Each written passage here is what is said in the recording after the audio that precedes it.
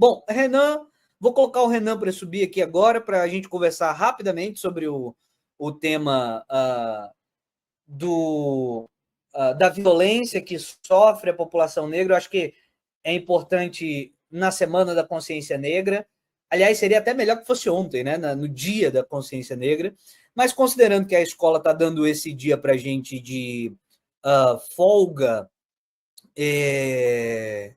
vamos usar, né? Vamos tratar, vamos usar o feriado estendido para falar do tema a que se presta o feriado. Renan, seja muito bem-vindo, meu querido. Fala, Pedro, tá me ouvindo bem? Bem pra caramba, tá muito bom. Ah, perfeito, então, cara. Poxa vida, maior satisfação estar aqui de novo, podendo falar com você, com o seu público. Um abraço aí. E, pô, é um dia de reflexão, mas também é um dia de muita celebração, luta. Vamos tentar sintetizar, falar um pouco sobre isso, cara. Só pra gente ter uma noção, assim, quanto tempo mais ou menos a gente tem, cara? Pra eu não me estender demais ou não ser muito... Vamos até 1 hora, uns 30 minutos? Fechou. Uns 30 minutos, então? Cara, legal. Primeiramente, acho até foi bom ter sido hoje e não ontem, porque ontem eu não ia conseguir justamente por questões de agenda. Correria e tal. Mas vamos embora, então. Eu quero falar sobre... Fala aí, cara. Deixa eu te... Né, se apresenta. O Renan, professor... Verdade. Pode crer. Então, mano, galera, eu sou Renan Santos, professor de História, sou mestre em História também, né, pela Unifesp. Atualmente estou no município de Tatuí aí há 10 anos já, dando aula de História para rapaziadinha, até 9º ano. E nesse percurso vi muita coisa, como professor, mas também como militante, que eu me considero não, né? Eu sou um militante do movimento negro. Atualmente eu estou à frente aí do movimento Alvorada Antirracista, já desde 2021. A gente, Pedro, tem uma boa notícia até, ó. Finalmente estamos conseguindo articular as forças aqui para ativar o Conselho da Igualdade Racial aqui na nossa cidade. Fica até um recado. Poxa, eu vou até entrar numa digressão importante aqui, amigo. Esses esforços que nós estamos fazendo, nós, o Movimento Negro aqui, eu vou falar Alvorada Antirracista, aqui existe um outro movimento chamado NAF, Movimento Afrofeminino de Tatuí, Amarelinha Africana, que é um grupo que valoriza tradições africanas aqui na nossa cidade. A gente se reuniu agora com a OAB, Tatuí também, para conseguir promover a construção desse conselho. E através desse conselho pode chegar verba, pode chegar dinheiro para construir política pública para a população negra, né, para a população que sofre desigualdade racial, para as populações racializadas de modo geral. Até porque Tatuí também tem uma comunidade cigana, enfim, existem outros lugares que têm comunidades indígenas e isso abrange também um povo racializado. Esses conselhos podem construir políticas públicas para esses grupos. Aí eu passo a reflexão, assim, interagindo com essas reflexões que você tem feito há muito tempo já aqui no seu canal, mano. O que valeria mais a pena? Eu pagar de louco, eu com o meu movimento aqui, prometer revolução, ou a gente sentar a bunda, ver o que dá para fazer na prática, tentar construir política pública? O que vai ser mais útil, no fim, ao cabo, para os 30 moleques que eu dou aula ali? O que será que é mais útil para eles? Você entende o que eu quero dizer? Enfim, mano. E a gente está construindo essa parada aqui no movimento negro da cidade e tal. E é isso, cara. Essa foi a minha apresentação / digressão. Desculpa, tô um pouco nervoso, cara, de verdade. É a satisfação de falar com você. Quando a gente não está acostumado a falar na internet, é normal, né? É como se a gente estivesse no público e tal. Normal. Mas então, cara, eu queria perguntar para você se eu posso falar sobre a questão do racismo estrutural. Por favor. Demorou. Eu acho importante começar uma reflexão sobre a consciência negra, pensando nesse aspecto, porque muita gente confunde racismo com injúria. Imagina que o racismo se trata de uma anormalidade, né? por exemplo, um xingamento, de repente um ato de discriminação, mas quando a gente percebe que está imerso numa sociedade foi construída, né, com uma base de trabalho de um povo racializado, a gente percebe que toda a estrutura reproduz naturalmente uma desigualdade. E isso se manifesta em vários fenômenos superestruturais. Como, por exemplo, o fato de 80% dos magistrados do nosso país serem brancos, enquanto 70% da população carcerária do nosso país ser negra. Estou lidando aqui com números, né, do IBGE, aqueles que trazem aquela análise de que 55% da população brasileira é negra, sendo pretos e pardos a somatória. Uhum. Mas, para além disso, eu acho que um número que expressa de maneira categórica o peso do racismo estrutural está na violência. Eu poderia falar de, né, trazer inúmeros dados relacionados à educação, relacionados à população de rua, analfabetismo, mas eu acho que um número expressa de maneira perfeita o que é a violência, né, de ser negro no Brasil. O Brasil é, em números absolutos, o campeão mundial de homicídios. Os dados mais atualizados que existem nesse ranking mundial são de 2023. E o Brasil está em primeiro lugar no ranking mundial de homicídios. O Brasil tem 210, 220 milhões de habitantes, certo? Uhum. Aqui mata-se mais que na China. Aqui mata-se mais que na Índia. Aqui chega a bilhão, né? Porra! Tanto a Índia hoje, que é o país mais populoso do mundo, tem 1,4 bilhão. 1 bilhão 400 milhões de habitantes. E não é exatamente um país desenvolvido, certo? É um Exato. país que a economia vem crescendo e tal, mas muita desigualdade. Mas aqui mata-se mais do que na Nigéria. A Nigéria é um país mais populoso civil, né? que o Brasil, que está em guerra civil, que tem atuação de grupos terroristas de fato. Só que é o seguinte, Pedro, não é todo mundo no Brasil que morre de maneira homogênea. A população não morre de forma homogênea no Brasil. Quem morre no Brasil tem uma cor específica, tem uma faixa etária específica, tem um CEP específico, certo? De uma classe social específica. E quando a gente olha para esses números, a gente percebe que a gente está falando de algo análogo a um genocídio. Não dá para chamar de genocídio, mas os números, eles são análogos, irmão. Uhum. Não estou aqui pesando. É a realidade. E aí, assim, quando a gente olha para esses dados estarrecedores e percebe como é natural, a naturalidade disso. Eu estava comentando, né, no seu chat agora há pouco, começou o mês da consciência negra com um massacre de mais de 120 pessoas na favela da Penha, certo? Complexo da Penha, se não me engano. No Complexo da Penha. Sob aplauso, certo. Inclusive, de uma parte da população que apoiar uma direita maluca, né? Sobre aplauso. E sendo que as favelas, elas são o retrato da ausência de políticas públicas do governo brasileiro, do Estado brasileiro, para com a população egressa da escravidão. As favelas do Rio de Janeiro é justamente esse retrato do que aconteceu com aqueles pretos que foram abandonados depois do 13 de maio. É complicado, é estarrecedor. E eu gostaria, cara, de promover uma breve reflexão sobre as raízes desse racismo estrutural.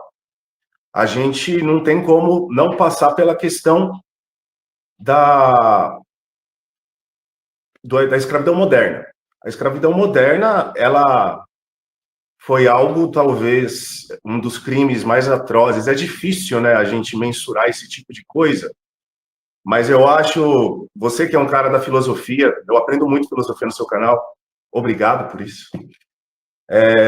Mas, assim, é até possível da gente pensar no seguinte, o próprio termo escravidão, eu acho que ele passa a ter um novo significado a partir da modernidade, cara.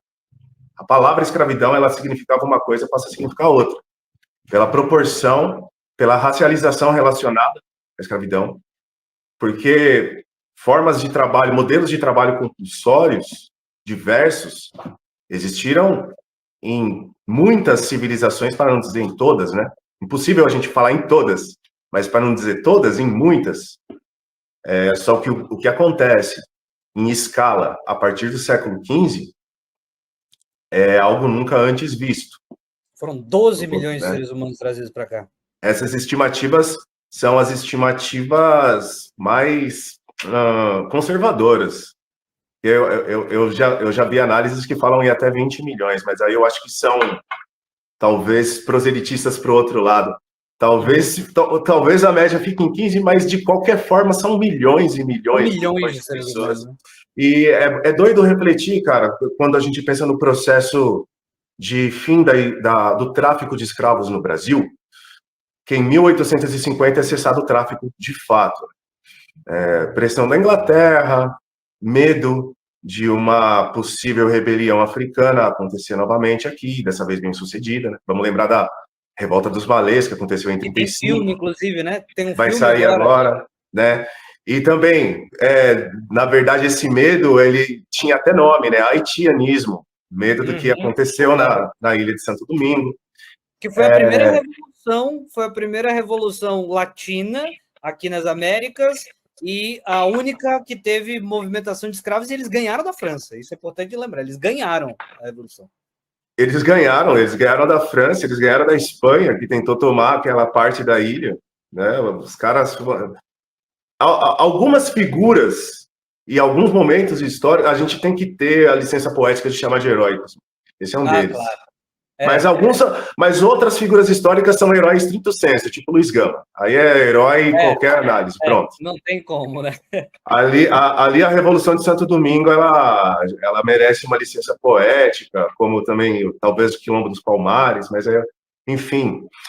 Mano, mas esse processo que eu ia falar era o seguinte: quando cessa o tráfico de fato por aqui, aí eles já tinham certeza que a escravidão ela não ia continuar, não tinha como, era mais viável um sistema escravista, simplesmente porque o crescimento vegetativo ele não acompanharia, né, a máquina de morte que era a escravidão no eito. Um escravizado da lavoura, ele tinha uma expectativa de vida de 5 a 10 anos. E a maioria absoluta dos escravizados ia para as lavouras. Então, assim, os escravizados, os africanos que atravessavam o oceano, boa parte deles vinha, trabalhava e morria. A escravidão ela foi uma máquina de morte. Mas fugindo agora, cara, um pouco desse aspecto destrutivo desse processo todo, é importante a gente refletir que por uns 350 anos quem sustentou o Brasil e Portugal na rabeira foi o trabalho do escravo africano, principalmente. E a gente não pode ficar preso apenas ao Brasil, a Europa inteira estava sobre esse modelo, né? A Espanha coordenava a América Central e os Estados Unidos funcionava. Então, a América inteira sustentava o desenvolvimento da Europa nesse processo. Né? Parceiro, eu tô relendo Raimundo Faoro, Donos do Poder.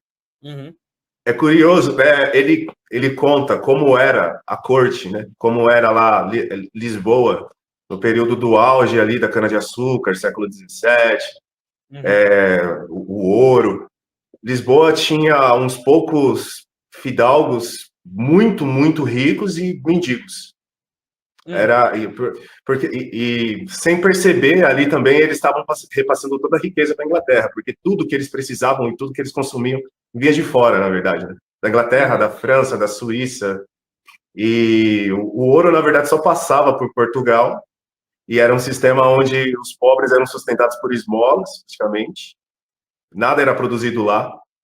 E aqui no Brasil também nada era produzido, tudo era importado. E apenas uma gerava riqueza, de fato, os negros.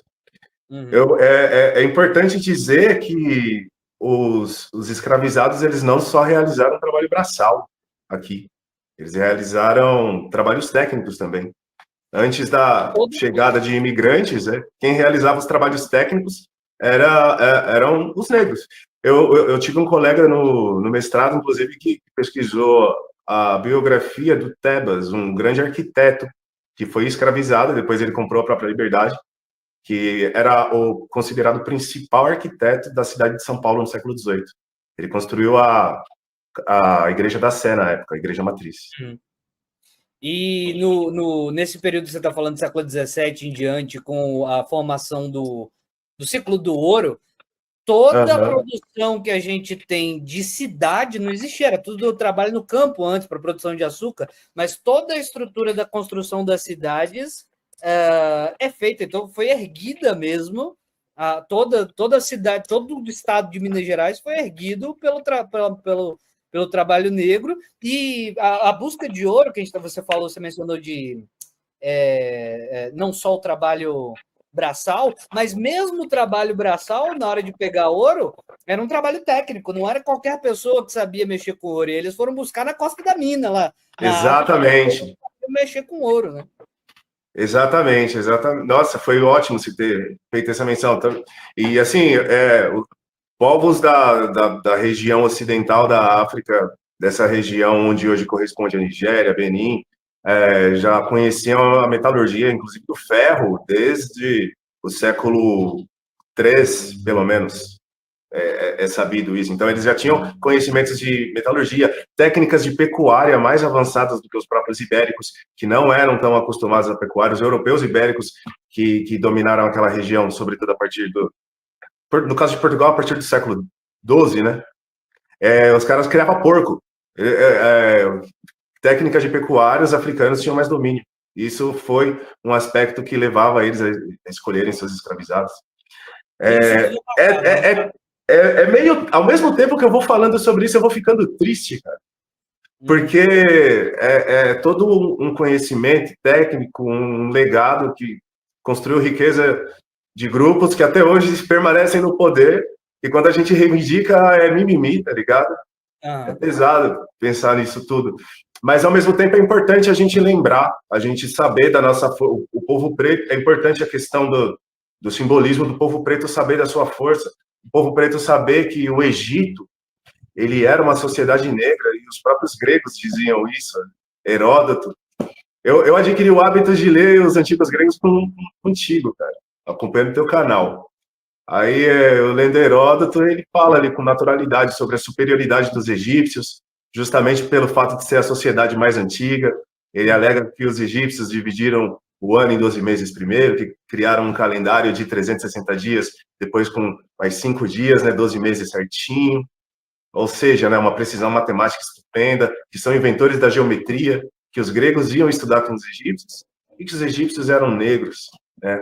Provavelmente descendente dos etíopes, ele alega lá naquela obra História dele.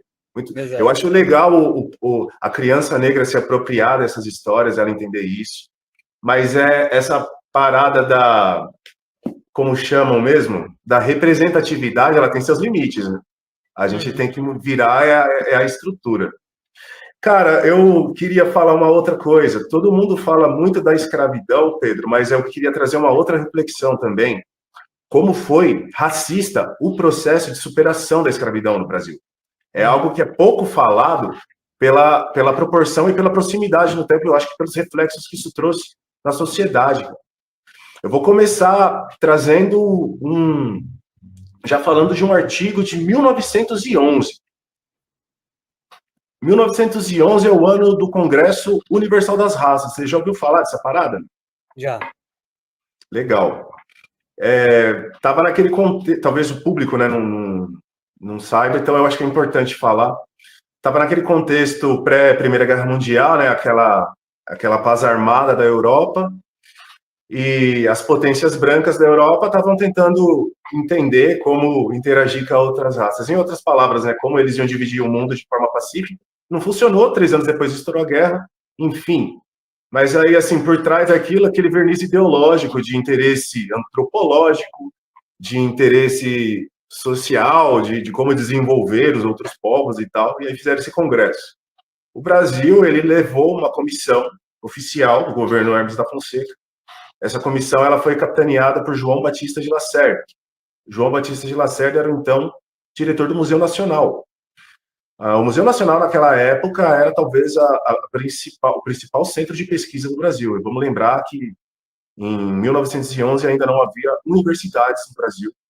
Então, os principais centros de pesquisa acadêmica eram os museus e os institutos históricos geográficos.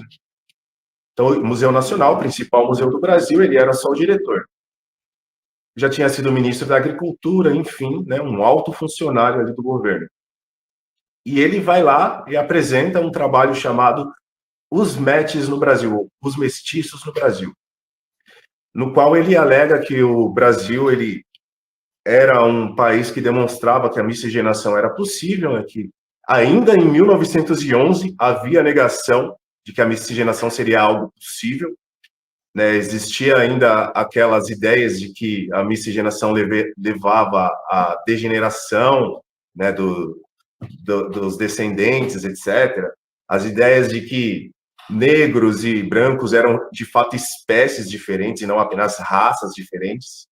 E aí, assim, João Batista Lacerda, ele apresenta esse trabalho dele, alegando que não, que eram apenas raças diferentes, era um trabalho progressista para a época.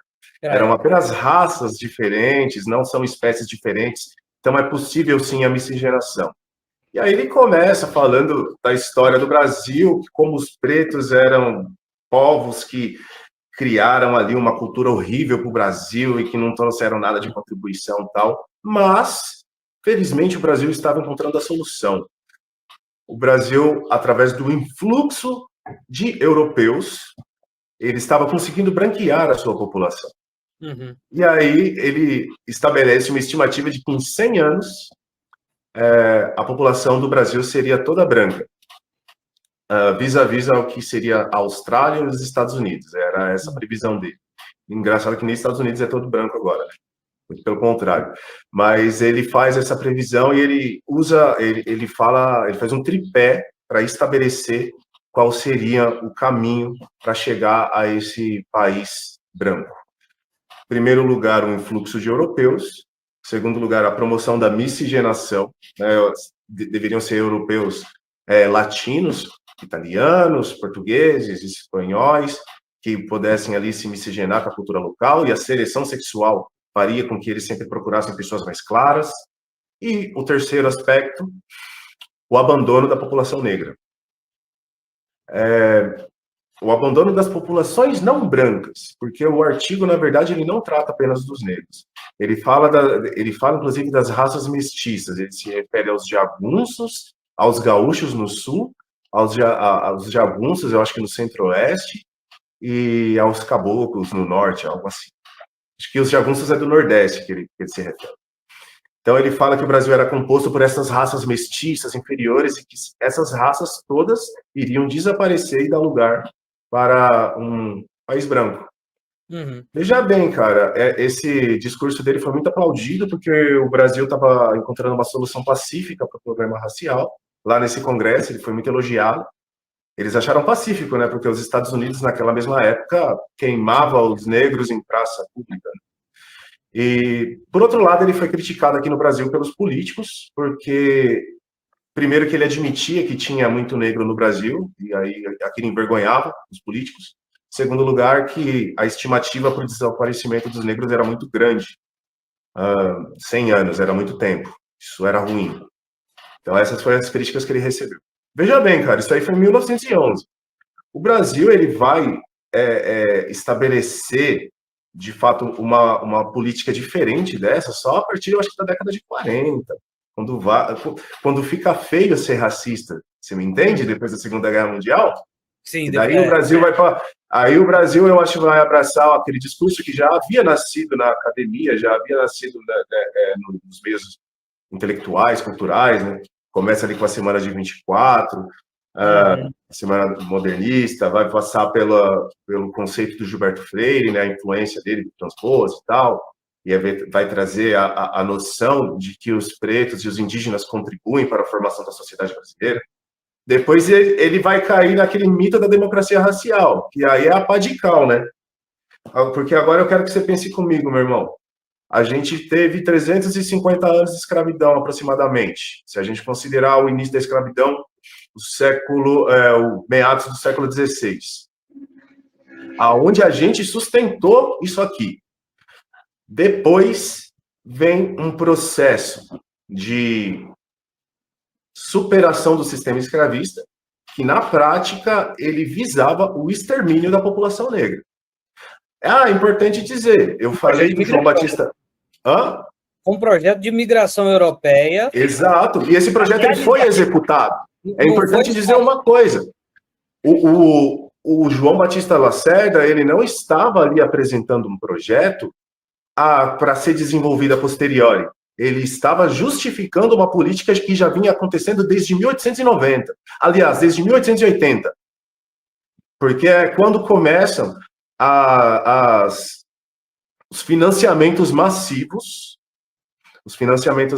para a viagem dos europeus, dos italianos, sobretudo nas regiões mais dinâmicas economicamente, né? São Paulo, é por isso que São Paulo vai coalhar de italianos. Esses italianos, muitos deles foram explorados? Foram explorados. Não dá para negar a realidade. Mas que eles tiveram o custeio financiado pelo Estado dentro de um contexto de políticas públicas eugenistas, isso não dá para negar. E você ter trabalho, você ser explorado, mas você ter trabalho no setor industrial, que é o setor mais produtivo, faz uma diferença, inclusive, né? Quer dizer, as pessoas foram trazidas para cá para trabalhar, enquanto para os negros não foi dado um processo de plano de Estado para incorporar esse pessoal na economia. E conforme, no caso de São Paulo, né? Conforme São Paulo vai se tornando uma cidade maior, porque diferente do Rio de Janeiro, São Paulo era uma vila até 1890, né? São Paulo era uma vilazinha. Depois São Paulo vai crescer... Industrialização com café, né? Oi? Depois com a industrialização e o café. O café dá um crescimento para São Paulo e aí o trem que vai correr de Santos até... Exatamente, mas a industrialização ela que vai tornar São Paulo uma metrópole de fato, porque ainda no começo do século XX, São Paulo não crescia tanto, ela passa a crescer 20 vezes a cada 5 anos, números absurdos, eu não tenho de cabeça aqui, mas é uma coisa bizarra mesmo. Mas aí, nesse período, o que impede a ascensão de uma classe média negra é o racismo, é o racismo institucionalizado, é o racismo que acaba também emergindo na cultura, né, como um fenômeno superestrutural, não dá para negar. Os vestígios os vestígios não, né? A presença de uma mentalidade racista, que ela existe em todos os espaços, em todas as classes sociais. E nesse sentido, as pessoas negras elas eram preteridas nos empregos, apenas determinados empregos que sobravam para essa população. Muitas vezes não era falta de capacidade técnica.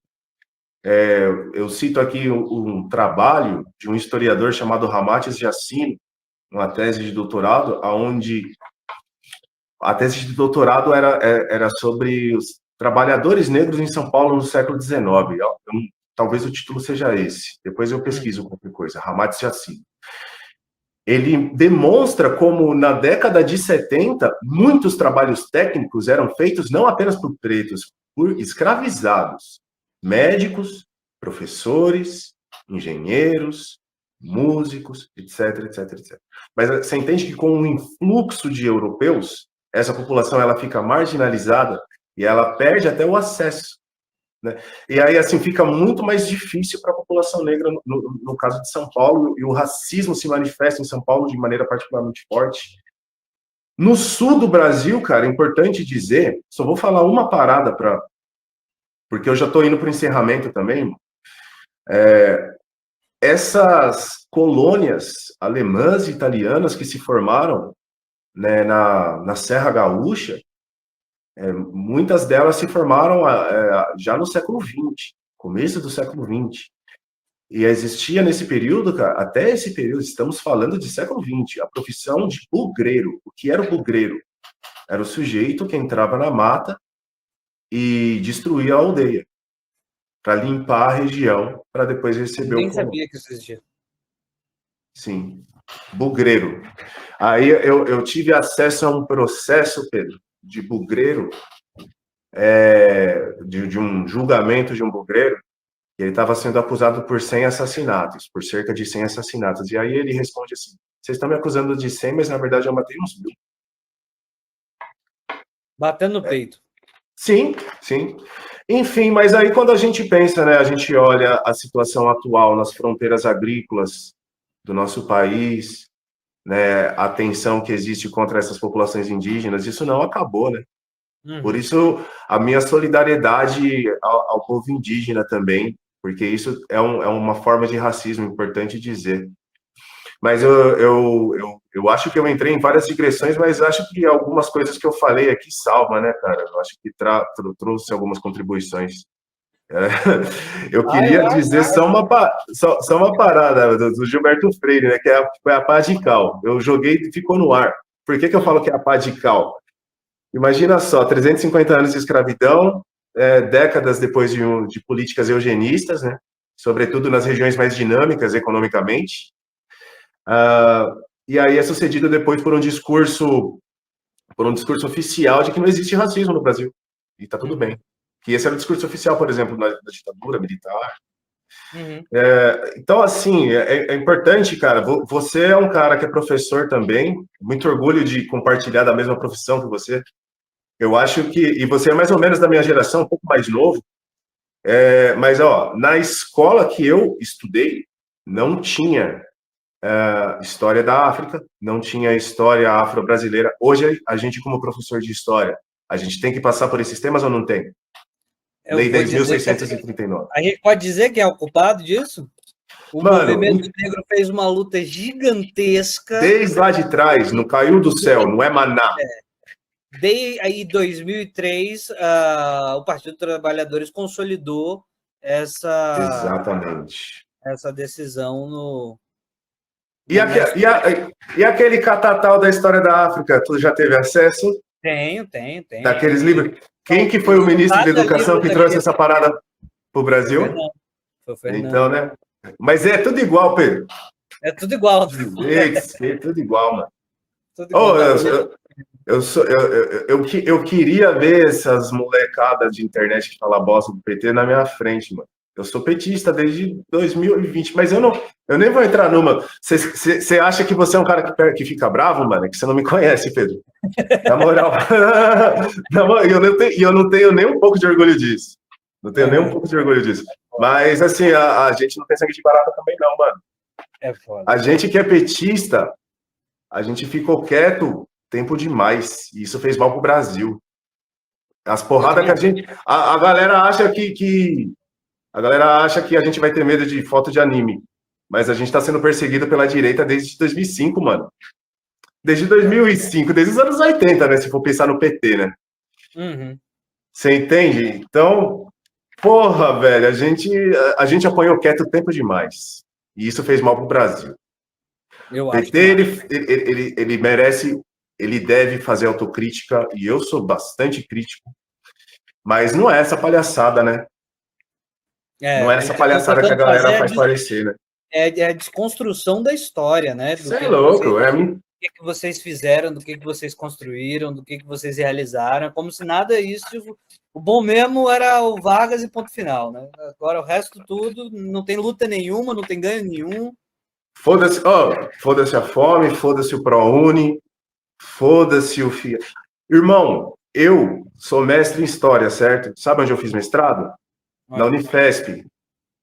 Quem bateu a piroca na mesa e falou para a Unifesp: vocês viram uma universidade de verdade nessa porra? Ou não vai ser universidade bosta nenhuma, porque a Unifesp era só a Escola Paulista de Medicina. Quem fez isso foi o Lula, criou um monte de campos. Eu acho, cara, que se não fosse essa política, eu não sei se eu teria conseguido fazer o meu mestrado. Assim, eu não sei se é demérito da minha parte, mas eu acho legal quando a galera amplia as possibilidades, né? E eu acho que o Lula, ele fez muito isso, tá ligado? E a galera tira isso pra merda, meu. Galera que se formou dentro desse sistema, inclusive, tira isso pra merda. Pois é, a ampliação de universidade, a ampliação do IF, né, o Instituto Federal também, que é outra força importante para a inclusão, enfim. Exatamente, aquele Fundeb que pinga no final do ano, que o professor gosta. Exato. Enfim, né, mano? Mas isso é outro papo. Pedro, obrigado aí, desculpa qualquer coisa invadir sua live, mas valeu a oportunidade aí de falar um pouco, meu, sobre a dor de ser negro, mas também trazer que há resistência e que hoje, se a gente pode lutar dentro da institucionalidade, a gente pode, é importante terminar com esse recado, a gente pode, não estou falando que é fácil, não estou falando que é Gozolândia, desculpa, mas é possível fazer as paradas acontecer. Se hoje a gente pode fazer isso, muita gente lá atrás teria que morrer. Isso é valorizar os que estão lá atrás. E ser adulto, né, mano? Ser o adulto na sala, tentar construir política pública mesmo, melhorar a vida da classe trabalhadora, do negro, solidariedade ao povo indígena, porque assim, se nós negros nos consideramos maioria, é porque os pardos também são contados como os negros. E os pardos, eles têm ascendência indígena pra caralho. Quais são os estados que são considerados mais pardos do Brasil? É Pará e Amazonas. A miscigenação lá é muito mais com indígena do que com negro, com africano. Então, assim, se a gente bate no peito para falar que a gente é maioria, a gente tem que mostrar solidariedade à causa indígena, porque eles estão morrendo hoje. Importante esse recado. Se a gente quer se considerar maioria, a gente tem que pular nessa bala. Enfim, Pedro, mano, te amo. Você tá ligado, né? Também. É nóis. Algumas coisas que eu queria te pedir. A primeira é que você passasse como as pessoas chegam no teu trabalho, né? Que você tem um movimento aí em São Paulo. Como é que as pessoas... Tem muita gente pedindo nos comentários. Passa o Instagram, passa o Instagram, passa o Instagram. A outra coisa que eu quero te pedir é que a gente vai se ver, né? Em 20 eu tô aí. 20 de dezembro? 20 de dezembro, A partir de 20, que é quando acaba o ano aqui, né? Minha esposa vai primeiro, aí depois eu vou pegar o carro e vou sozinho de carro. Mas você não vai fazer tipo, quase bate e volta, não. Você vai ficar uns dias, né? Não, vou ficar uns dias. Eu acho que eu vou para Ubatuba. Legal. Para ficar na praia lá. Perfeito. Não. Olha, primeiro, Re.Santos89. Eu tô no StreamYard aqui, eu só tô com o meu celular, cara. Desculpa. Aí não dá. Não consigo jogar no chat, mas depois eu posso deixar nos comentários também. Nos comentários. Eu deixo nos comentários depois, mas eu vou falar. O meu Instagram é Re.Santos89 e o Instagram do Movimento Alvorada Antirracista Move Alvorada Antirracista. Mas acho que se jogar lá na busca do Instagram Movimento Alvorada Antirracista, só vai aparecer nós mesmo. Cara, eu tenho vontade, mano, às vezes, de fazer um canal no YouTube e trocar ideia igual você, assim, mas isso aqui é a minha rotina insana, moleque. Eu tenho 2 cargos, mano. Fazer, já que você está querendo falar, mas não tem tempo, você poderia ter um quadro lá na PC. A gente podia conversar sobre isso. Gostaria, porque eu tenho muito a dizer, mano. Não tô falando de conteúdo, mas pelo menos pôr para fora. E acho que tem uma coisa ou outra para ensinar pelo menos sobre o tema que eu domino, assim, que é a questão do movimento negro em São Paulo, um pouco da história. Eu acho que seria importante trazer essas contribuições. Uhum. A gente pode trocar essa ideia depois, em off. Vamos conversar. Demorou. Beleza. Então, queridos, eu agradeço a todos vocês pela sua estadia aqui conosco. Agradeço muito, Renato. Eu tenho certeza que quando você parar para olhar depois os comentários, você vai ver que a sua participação foi muito valorosa, muito valorada. Muito obrigado, Renato. E foi 100% de improviso, cara. A gente conta que eu tava fazendo aqui quando a gente começou a trocar ideia. Eu falei, vou entrar. Nem tinha pensado em nada, mas da hora. Obrigado pelo espaço. Espero ter honrado aí a oportunidade. Tenho nem roupa, mano, para vir no seu canal. E eu só quero terminar falando uma coisa bem séria, mano. Minha solidariedade a você, aos ataques que você vem recebendo aí dessa galera. E saiba que se você precisar de qualquer coisa aí, mano, pelo menos aqui de São Paulo, assim, nós corre aí com você, mano. O que precisar, de verdade. É nóis. É nóis. Fica aí para a gente conversar um pouquinho. Um abraço. Abraço, abraço.